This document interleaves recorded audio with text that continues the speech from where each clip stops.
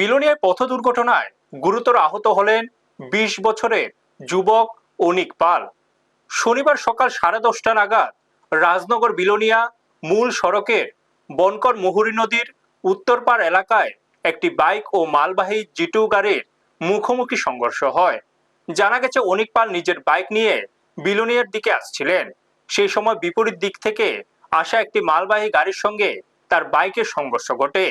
দুর্ঘটনার তীব্রতায় তিনি রাস্তার উপর ছিটকে পড়ে গুরুতর আহত হন, এমনকি তার হেলমেটও ভেঙে যায়। স্থানীয়রা তাকে উদ্ধার করে বিলোনিয়া হাসপাতালে নিয়ে গেলে চিকিৎসকরা তার অবস্থা আশঙ্কাজনক বলে জানান। মাথা সহ শরীরের বিভিন্ন অংশে গুরুতর আঘাত থাকায় তাকে জিবি হাসপাতালে রেফার করা হয়েছে। ঘটনার পর গাড়িটি আটক করা হলেও চালক পালিয়ে যায়। ব্যুরো রিপোর্ট, নিউজ তৎকাল 24।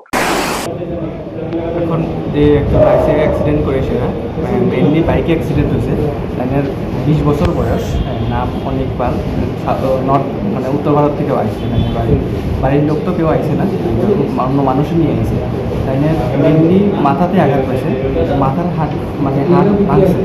এটার কারণে একটা আর্জেন্সি স্ক্যান দরকার। আশা মনে হইতেছে ব্রেনেও আঘাত লাগছে। তো এই কারণে এখন একটু ডিসওরিয়েন্টেড আছে। তো এটা সিটি স্ক্যান করলে বোঝা যাবে যে কতটুকু ভিতরে ব্রেনে আঘাত লাগছে না লাগছে, ঠিক আছে। আর এদিকে মুখের যে হাড্ডিটা আছে এটা ভেঙে গেছে।